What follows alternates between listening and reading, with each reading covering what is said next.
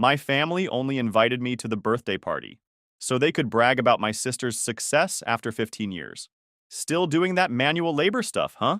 She snickered, loud enough for everyone to hear, and they all laughed like it was a punchline.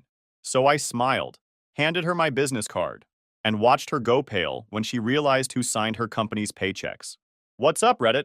Names changed for obvious reasons, but this actually happened. Still processing it all, to be honest. I, 32 male, live in the suburbs outside Denver with my wife Emma and twin boys Connor and Tyler, both 6. Own a pretty successful landscaping and property management company now, but it wasn't always like this. 16 years ago, I was sleeping in my truck eating gas station sandwiches. Last Tuesday, I'm in my office reviewing proposals for a new corporate campus maintenance contract when my phone rings. Unknown number from my old area code. Almost sent it to voicemail, but something made me answer. David? Is that you? I knew that voice instantly, even though I hadn't heard it in over a decade. My mother. Yeah, it's me, I said, trying to keep my voice steady. Oh, honey, I've been wanting to call for so long, but, well, you know how things ended between us. How things ended? Lady, you ended things when you chose your golden child over your own son. She went on about how she got my number from my Uncle Pete, the only family member who ever gave a darn about me, and how she's been following my success from afar. Real convenient timing, though, because apparently Amanda, my older sister and the family princess, was having her 36th birthday party this weekend. The whole family will be there, David. It would mean so much if you came. We could finally heal. I told her I'd think about it and hung up. Emma found me just staring at my phone looking like I'd seen a ghost. That was your birth family? She asked softly. I nodded. After 16 years of silence, suddenly they want a reunion. Right when Amanda needs something, probably. Growing up in that house was like being the understudy in someone else's play. Amanda was 3 years older, and from day one she was the star. Beauty pageants, dance competitions, expensive art classes. Whatever Princess Amanda wanted, she got. Me, I was the afterthought. The kid who got dirty, worked with his hands, and wasn't sophisticated enough for their suburban social circle. Every dinner conversation revolved around Amanda's latest accomplishment. Amanda won first place in the regional dance competition. Amanda's art teacher says she has real talent. Amanda got accepted to that prestigious summer program. And me sitting there thinking, what about the garden I designed for our neighbor? What about organizing the community cleanup project? What about getting straight A's in environmental science and business math? But no, manual labor wasn't respectable in their eyes. Dad worked in finance and Mom was some fancy real estate agent. They had this vision of both their kids becoming white-collar professionals. Amanda fit the mold perfectly. I was the disappointment who preferred soil samples to spreadsheets. The breaking point came when I was 16. I'd been working landscaping jobs after school and weekends, saving every penny for horticulture school. Had my eye on this program at the community college. Only $4,500 for the full certification. I'll never forget sitting them down at the kitchen table, showing them the brochure, explaining how I'd already saved $2,000 and just needed help with the rest. Dad barely looked up from his newspaper. David, we're not funding some gardening hobby. Amanda needs money for her college applications and portfolio development. What about my future? I asked. Mom sighed like I was being unreasonable. Sweetheart, Amanda has real potential. She could become an interior designer or go into marketing. You're good with plants, sure, but that's not a career path for someone from our family. Amanda just sat there smirking, knowing she was about to get another check while I got lectured about realistic expectations. That night, I packed everything I owned into my beat-up pickup truck. About $2,100 in cash, some clothes, and my grandfather's old gardening tools he'd left me. Nobody tried to stop me. Nobody asked where I was going. I left a note saying, gone to grow my own future since apparently I'm not worth investing in. Never looked back. First few months were brutal. Slept in my truck most nights, showered at truck stops, lived off dollar menu burgers and gas station coffee. But I was determined to prove them wrong. Found work with this gruff old landscaper who owned a small company. Guy took one look at me, probably saw how desperate I was, and said, "Kid, you look hungry. Can you tell the difference between annual and perennial plants?" Started as the lowest guy on the crew, hauling mulch, pulling weeds, doing all the grunt work nobody else wanted. But I watched everything, asked questions, stayed late to help finish projects. My boss noticed. After about 6 months, he started teaching me the real stuff. How to design irrigation systems, proper pruning techniques, soil analysis, plant identification. I soaked it up like a sponge. Most guys your age just want the paycheck, he would say. You actually give a darn about doing it right.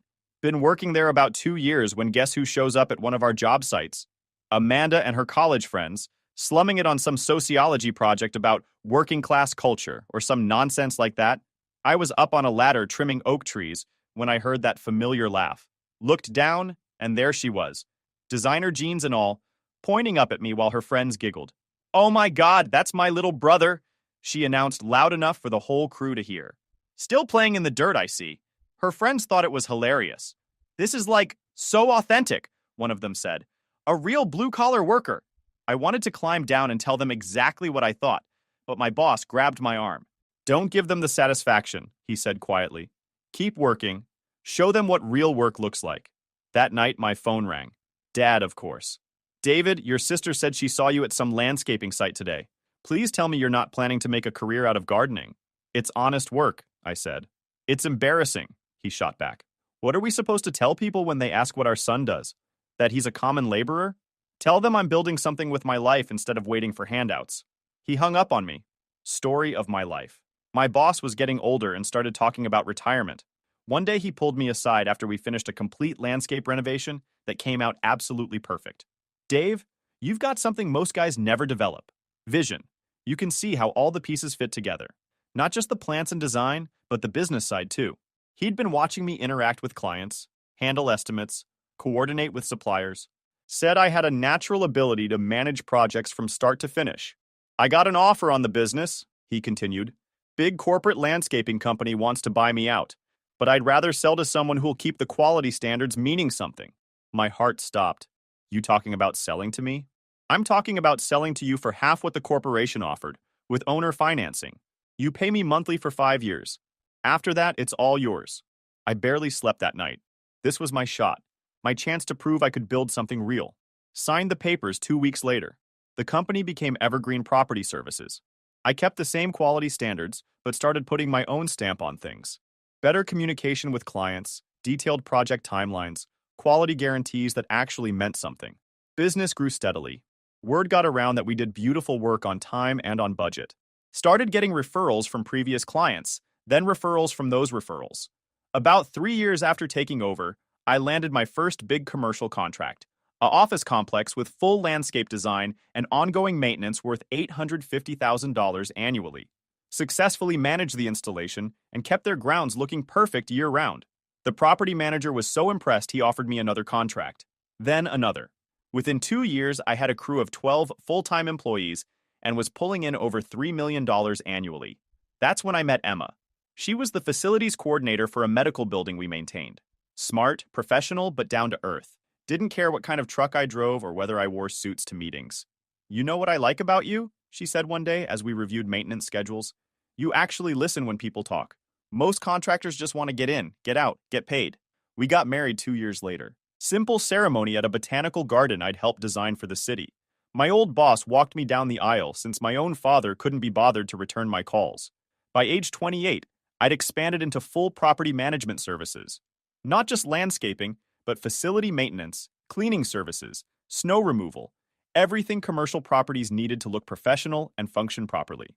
Started Rocky Mountain Property Group with 4 divisions: landscaping, maintenance, cleaning, and seasonal services. Had 45 full-time employees and was grossing $12 million a year. But the real breakthrough came when I landed a contract with the state government. They needed someone to oversee grounds maintenance for all government buildings in 3 counties. A $28 million contract with strict standards and zero tolerance for delays. I assembled the best team I'd ever worked with: horticulturists, facilities engineers, project managers who shared my vision of getting things done right the first time. We exceeded every performance metric and came in under budget every quarter. The governor himself showed up for a site visit at the state capitol complex. "David Martinez has shown what's possible when you combine environmental expertise with modern business practices," he said. "This is the kind of partnership that makes our state more beautiful and efficient." Local news covered it. Business journals wrote articles. Suddenly, I was the poster boy for hometown success stories. Emma found one of the articles, framed it, hung it in our home office. "Remember when they said you'd never amount to anything?" she said with a smile. That same week, Emma told me she was pregnant. Twins. Connor and Tyler arrived healthy and perfect, and for the first time in my life, I understood what it meant to have a real family. But success has a way of attracting attention from people who ignored you when you had nothing. Which brings us back to that phone call. After talking it over with Emma, I decided to go to Amanda's party. Not because I forgave them, but because I wanted them to see what they'd thrown away. Are you sure about this? Emma asked. They hurt you pretty badly. I'm sure, I said. It's time they learned what their choices cost them. So that Saturday evening, all four of us drove to Amanda's new house in the fancy part of town. Big, colonial, circular driveway, the works. Clearly, someone had been financing her lifestyle pretty well. We walked in, and heads immediately turned. Same faces from childhood parties and family gatherings, all looking at me like I was some kind of curiosity. My mother rushed over, arms outstretched. David! Oh my goodness, you came! And this must be Emma and the boys? Amanda emerged from the kitchen, wearing a designer dress that probably cost more than most people make in a month. Still the center of attention, still soaking up compliments from relatives about her sophisticated taste and artistic vision. When she saw me, her expression shifted slightly. Not quite hostile, but definitely calculating. Little brother, she said loud enough for everyone to hear. Look at you, all cleaned up. I bet you don't even get your hands dirty anymore, do you? The room chuckled. Same old dynamic. Amanda gets the laughs, Dave gets put in his place. But then she kept going. I mean, we all wondered what happened to you after you ran away from home. Mom said you were doing some kind of landscaping work? That's so authentic. Very outdoorsy chic. More chuckles. I could feel Emma tense up beside me. Must be nice having such simple work, Amanda continued, really warming up now. No stress, no real responsibility. Just show up, plant some flowers, collect your paycheck. I honestly envy that sometimes. My interior design consultancy is so demanding, dealing with high-end clients who expect perfection. She paused for effect, swirling her glass. But hey, someone has to do the manual labor, right? Not everyone can be management material. The room went quiet. Even by Amanda's standards, that was pretty brutal. But instead of getting angry, I smiled, reached into my jacket pocket and pulled out my business card. Premium cardstock, embossed logo, the works. Amanda, I think you dropped this earlier, I said, handing it to her. She looked confused but took the card. Her expression changed as she read it. Rocky Mountain Property Group, she read aloud, voice getting quieter. David Martinez, President and CEO. My cousin Danny grabbed the card from her. Dude, is this real? He pulled out his phone, started typing. Within seconds, his eyes went wide. Holy cow, Dave! You're all over Google! Local landscaper becomes multi-millionaire businessman. Rocky Mountain Property Group wins largest state contract in history. This says you employ over 150 people. The room erupted. Everyone talking at once, pulling out phones, searching my name. My mother looked like she'd seen a ghost. But Amanda went full entitled princess mode. Well, she said, voice dripping with fake sweetness, isn't that just wonderful? Little Davy found a way to make money off manual labor. How resourceful. I should probably mention something I found out later that evening. Amanda's successful interior design consultancy? Complete nonsense. She'd been living off mom and dad's money for years, racking up credit card debt and bouncing from one failed business venture to another. The fancy house? Mom and dad's name on the mortgage? The designer clothes? Credit cards? The whole sophisticated lifestyle? Funded entirely by the same parents who couldn't spare $2,500 to help their son get an education. But I'm getting ahead of myself. After the initial shock of everyone discovering my actual success wore off, Amanda tried to regain control of the narrative. You know, David, I always knew you had potential, she said, clearly lying. We should really connect more often. I mean, we're both business owners now. Maybe we could collaborate on some projects. I looked at her for a long moment. Then I stood up. Amanda, can I talk to you privately for a minute? She nodded, probably thinking she could work some angle. We stepped out onto the back patio where we couldn't be overheard. I need to tell you something, I said quietly. About 3 months ago, the city put out bids for the new Civic Center landscape design. Mixed-use spaces, public gardens, $47 million project. Her eyes lit up. Oh my God, that would be perfect for my consultancy. I won the bid, I interrupted. Work starts next month. She stared at me, not understanding. Amanda, I employ 200 people now. I own the largest property services company in the tri-state area. I just bought a mountain cabin that's worth more than mom and dad's retirement fund. And you know what the best part is? I leaned closer.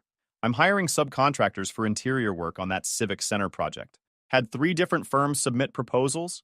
Guess whose company didn't even make the list? Her face went white. But hey, I continued, maybe you could apply for one of our entry-level positions. We're always looking for good people. Starting wage is $18 an hour. Probably more than you're making now from whatever trust fund Dad set up. I walked back inside, leaving her on the patio looking like she'd been slapped. The party continued, but the energy had completely shifted. Instead of Amanda holding court, everyone wanted to talk to me. About business, about opportunities, about whether I remembered them from when we were kids. Around 10 p.m., as we were getting ready to leave, my mother pulled me aside. David, I owe you an apology. We were wrong about you. We should have supported your dreams instead of pushing our expectations. Too little, too late. But I appreciated the effort. We were hoping, she continued, that maybe we could rebuild our relationship. Amanda's been going through some financial difficulties lately, and with your success, perhaps you could help family get back on their feet. And there it was, the real reason for the reconciliation attempt. Mom, I said gently, Amanda had 16 years to build a relationship with me. She chose mockery instead. You and Dad had 16 years to show you cared about my success. You chose silence instead. But we're family, she protested. No, I replied. Emma and the boys are my family. The people who work for me and trust me to make payroll every week are my family. You're just people I used to know who happen to share some DNA. We left that night with handshakes and polite goodbyes. But I knew it wasn't over. 3 weeks later, my phone started ringing constantly. Mom, Dad, Amanda, various aunts and uncles, all suddenly very interested in maintaining family connections. The calls got more desperate as word spread about just how successful I'd become. Local newspaper ran a feature story about Rocky Mountain Property Group. I got invited to speak at the Chamber of Commerce. The governor announced that our Civic Center project would serve as a model for sustainable urban development statewide. That's when Amanda showed up at my office. My assistant buzzed me. Mr. Martinez, there's an Amanda Martinez here to see you. Says she's your sister? I told her to send Amanda up. She walked into my corner office looking around at the awards on the walls, the view of the mountains, the conference table where I held meetings with city planners and bank presidents. Nice place, she said, trying to sound casual. Very corporate. What do you want, Amanda?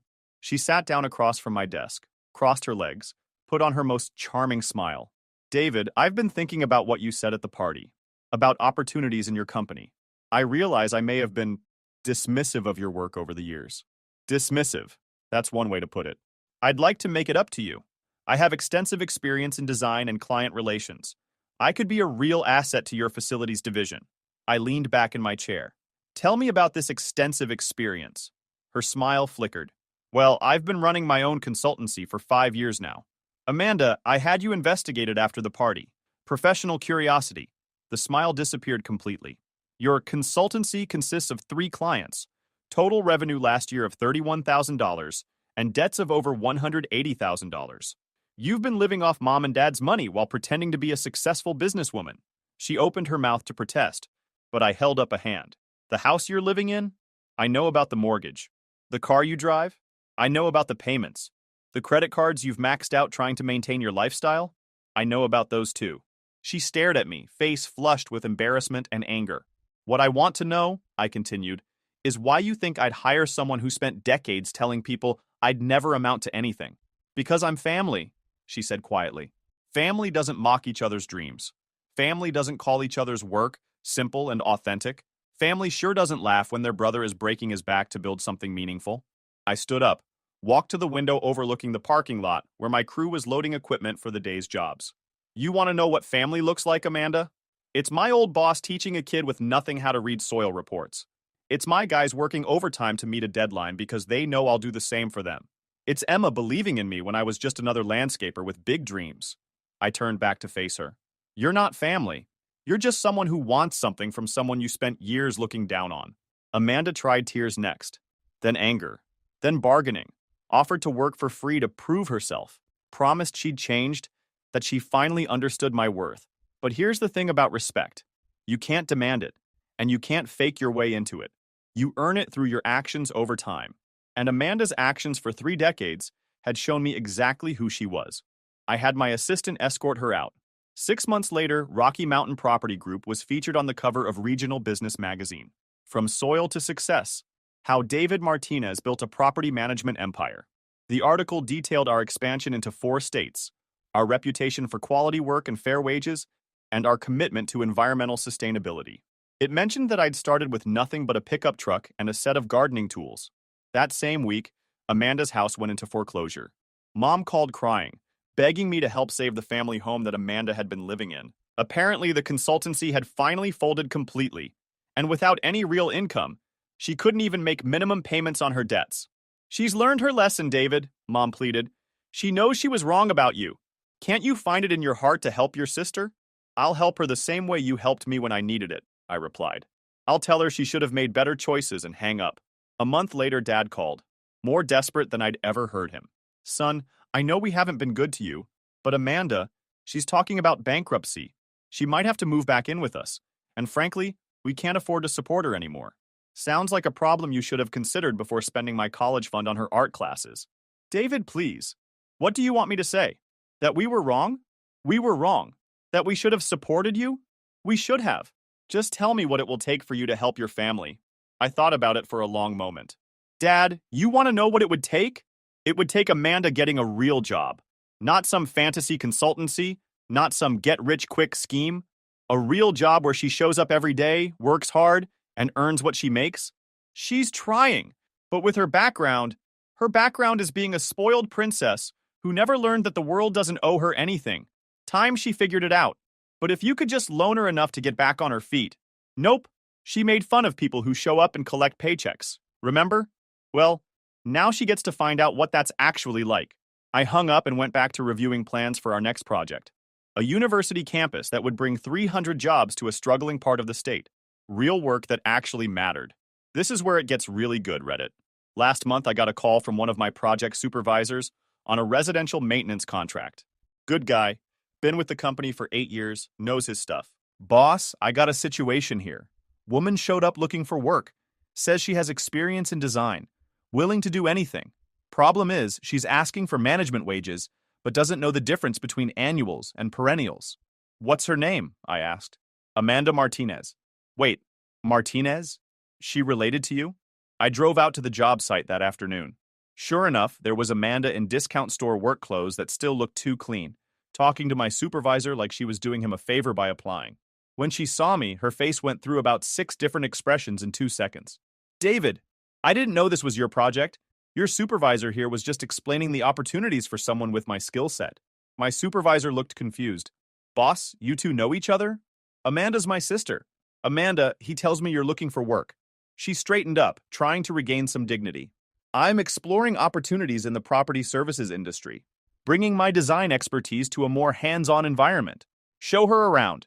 Explain what we actually do here. For the next hour, I watched Amanda try to fake her way through basic landscaping terminology. She called pruning shears cutting things. She thought mulch was decorative dirt. She suggested we use prettier flowers for a drought-resistant native plant installation. My supervisor was trying not to laugh. The crew was openly staring. Finally, I called her over. "Amanda, I'll make you a deal. I'll give you a job. Same offer I make everyone who wants to work in landscaping." Her eyes lit up. "Really? What position?" "General laborer. $16 an hour. No benefits for the first 90 days. You'll plant flowers, spread mulch, and follow orders from whoever's supervising your crew. If you can stick it out for 6 months without complaining, we'll talk about training you for skilled positions." The look on her face was priceless. Like I'd asked her to eat dirt. $16 an hour? "David, I have a college degree. I ran my own business." "Into the ground," I reminded her. "This is an honest job, Amanda. The kind you used to make fun of me for having. Take it or leave it." She looked around at the crew, all watching this drama unfold. These were people who'd worked their way up from nothing, earned every promotion through sweat and skill. They had no patience for entitled nonsense. "I'll think about it," she said. No thinking required. Yes or no. She stood there for a long moment, probably weighing her options. Pride versus desperation. Fantasy versus reality. "This is beneath me," she finally said. "Then stay beneath where you belong," I replied. She left in her car, the one that was about to be repossessed, and I never saw her again on any of my job sites. The calls kept coming, though. Mom, Dad, various relatives who suddenly remembered they had a successful family member, all wanting loans, investments, job recommendations, business partnerships. I turned them all down. See, here's what they never understood. Success isn't just about money. It's about respect. And respect can't be bought, borrowed, or inherited. It has to be earned through your actions, your character, your willingness to stand behind your word. For 30 years, my birth family showed me exactly what they thought I was worth. They chose Amanda's dreams over mine. They chose appearances over substance. They chose easy over right. Now they wanted me to forget all that because suddenly I was useful to them. But that's not how it works. 3 months ago, I got the call I'd been expecting. Amanda had filed for bankruptcy. Lost the house, the car, everything. Moved back in with mom and dad at age 36 with nothing but debt and delusions. Dad called sobbing. Actually sobbing. David, please, she's our daughter. We can't just watch her destroy her life. You watched me struggle for 16 years and did nothing. Figure it out. But you succeeded. You didn't need our help. I succeeded because I didn't have your help. I learned to depend on myself, to work for what I wanted, to treat people with respect regardless of their job title. Amanda never learned any of that because you enabled her nonsense for 3 decades. What if she does something desperate? I thought about that. Despite everything, I didn't want genuine harm to come to her. Tell you what, Dad, I'll make the same offer I made Amanda. She can apply for an entry-level position at one of my companies. Real work, real wages, real expectations. If she can prove she's willing to change, I'll consider helping her build something legitimate. She'll never accept that. Then she'll never get my help. That was 6 weeks ago. Haven't heard from any of them since. Yesterday, everything came full circle in the most perfect way possible. I was meeting with the mayor about a new municipal park project when his assistant mentioned they'd received some inquiries from local design firms wanting subcontracting opportunities. Actually, she said, there was one woman who seemed particularly desperate. Amanda Martinez? Said she was related to you somehow and implied that might help her chances? I laughed out loud. Even at rock bottom, Amanda was still trying to ride my coattails instead of building her own ladder. What did you tell her? That all subcontractors are evaluated solely on their qualifications and portfolio. She said she'd be back with proper documentation, but that was 2 weeks ago. When I got home, Emma was making dinner, while the boys worked on homework at the kitchen table. Normal family chaos, the kind I never had growing up. How was your day? She asked. I told her about Amanda's latest scheme. Emma just shook her head. I almost feel sorry for her, she said. Almost. Don't. She made her choices. That evening I got a text from my Uncle Pete, the one family member who'd always been decent to me. Dave, I know you're done with this family drama, but thought you should know. Amanda tried to get a job at a fast food place yesterday. Walked out after 2 hours when they asked her to clean the grill. Your parents are beside themselves. I showed the text to Emma. We both started laughing. From interior design consultancy to fast food in 1 year, she said. That might be a record. But here's the thing that really got me. That same week, I got a LinkedIn message from my old boss. He was 73 now, fully retired, living in Arizona. Dave, saw the article about you in the magazine. Couldn't be more proud if you were my own son. You took everything I taught you and built something amazing. That's what legacy really looks like. That message meant more to me than any family reunion ever could, because he saw potential in me when I had nothing. He invested his time and knowledge without expecting anything in return. He treated me with respect when respect was all I had to give. That's what real family does. So Reddit, that's my story. The family that wrote me off as a failure now begs for handouts from the success they mocked. The sister who called my work simple now can't handle the simplest job on the planet.